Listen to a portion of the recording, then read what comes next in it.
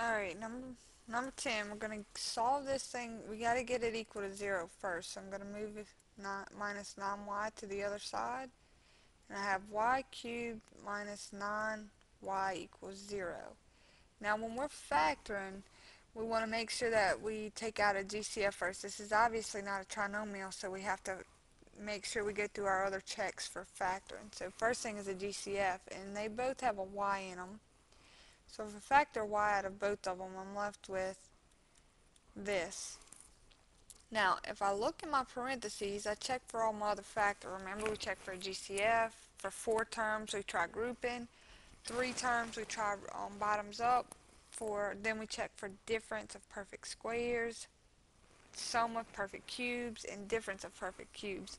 As I go through my list of those, I see that this is difference, and these are perfect squares. So if we recall our formula, which I'll stick it up here, if it's a squared minus b squared, then the answer is going to be a plus b, a minus b.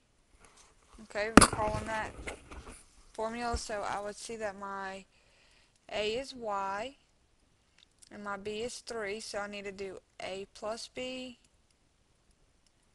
a minus b, drop the original GCF, and now when it's in factored form and it's set completely equal to 0, we're going to set each one of these using our zero product rule to 0. So I have my first one, which is y equals 0, and that's a solution. I'm going to have this second one, y plus 3 equals 0, and solve, and then I'm going to have my third one, and I'm going to set those equal to 0, and now I'm going to solve them. So y equals negative 3, and then we're going to get y equals positive 3. Okay. Also, if you notice, the degree of this highest term, it's a third degree polynomial, and you see that we have 3 answers. It doesn't happen like that every single time, but it's a good rule of thumb. Whenever we have squared terms, you usually get 2 answers, and when you have terms of a third degree, it's usual, um, very often that we get with 3 solutions. So it's kind of just a good rule of thumb or a good guess that you can see whether or not, how do I know if I'm going to have 2 answers or 3 answers possibly. And like I said, there's always exceptions to that, but it's just a good rule of thumb. Alright, let's move on to number 11. First thing, we need to set this thing equal to 0. So we're going to do a little bit of work first. So I'm going to move 2x squared over here, and then I'm also going to add 2 and move it to the other side. So we put everything on the left. Now, on my right I'm going to have 0. On my left I'm going to put these in order according to the coefficient, the exponent of the coefficient. Now I'm just going to write it as it is. X cubed minus x, and then I said minus 2x squared plus 2 equals 0. So I just kind of wrote it as it was. I didn't organize it yet. Alright, I look over there, it's not factored, and I see no GCF. I can't take an X out of everything because this one doesn't have an X. And then I notice there's 4 terms. So when there were 4 terms, remember, we think back and we tried our factor by grouping method, where we group those first 2 terms and we group the last 2 terms, and we find in the blue we find a common GCF, which is an X. So if I take an X out, I have x squared minus 1 left. And then in the red parentheses, I'm going to take out a GCF of a negative 2. Or if I take negative 2 out of this, I'm left with x squared. And a negative 2 out of the next one, I'm just going to have a negative 1. And then that's going to be equal to 0.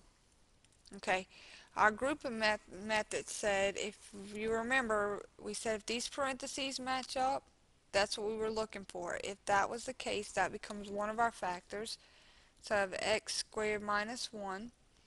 And then what's left on the outside, remember we said what was left on the outside, which this and this on the outside of the parentheses become our other factor. So then that's x minus 2 equal to 0.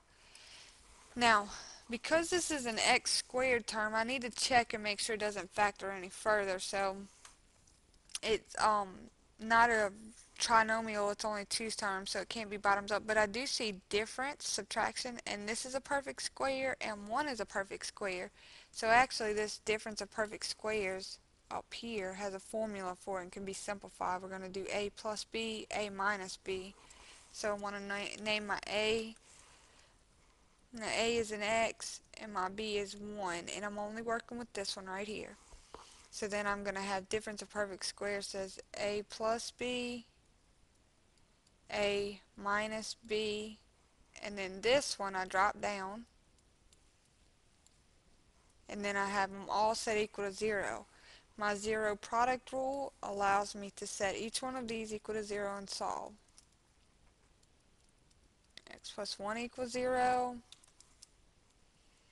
x minus 1 equals 0, and then I would do x minus 2 equals 0, and when I solve each of these I'm going to get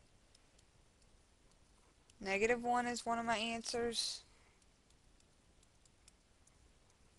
positive 1 is my other answer, and my third answer is going to be positive 2. So these are my three solutions for number 11. Number 12, the first thing we want to do as usual is set this thing equal to 0. So as I put those in order, it's x squared minus 12x plus 32 equals 0. I want to factor this. It's three terms, so I'm going to try bottoms up. So I'm looking for what multiplies to give me 32, but it's going to add to give me a negative 12. Alright, well, um, 2 and 16 is 32. There's no way that could give me a 12. 8 and 8 times 4 is 32. I need it to be a negative 12, so if I make both of these negative, that's possible. And now I'm going to put it over, I go back to this first coefficient, and I'm going to do a 1x and a 1x. 1x and a 1x. Nothing simplifies, so I'll write from the bottoms up. X minus 8 is one of the factors. X minus 4 is the other factor, which it's set equal to 0. Now our zero product property, x minus 8 equals 0.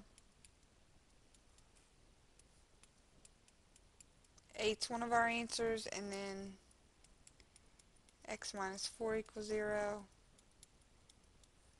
And then 4 is our other answer. So we have an 8 and we have a 4. Alright, number 13. Remember, our first thing we want to do is set this thing equal to 0. So I'm going to move this to the other side. Okay, so I'm just going to have 3c squared minus 8c plus 2, and then what I subtracted from the other side equals 0. Now to be able to simplify this, I need to distribute that parenthesis out. So I'm just copying everything as it is until I get here. So that becomes minus 3c squared plus 8c equals 0. Now on my left, I need to simplify this. This term cancels with this term. This one cancels with this one, so I have a 2 equals 0. And since that is false, our answer is no solution. And we're going to stop there. Number 14, first thing I'm going to do is subtract 24. Remember, we've got to set it equal to 0. So I have x minus 1, x plus 4 minus 24 equals 0. To be able to combine all my like terms, I'm going to have to FOIL this out. That's going to be x squared plus 4x minus x minus 4 minus 24 equals 0. When I add my like terms, I add these two together, I'm going to get a 3x. And then when I add these together, I'm going to get minus 28 equals 0. So I'm going to go ahead, and we're running out of time, so I want you to do your bottoms up method, factor this out and solve, and you should see if you can get the solution. The solution is going to be negative 7, 4. So I want you to factor, and then after your factor, then I want you to solve to see if you can get that solution.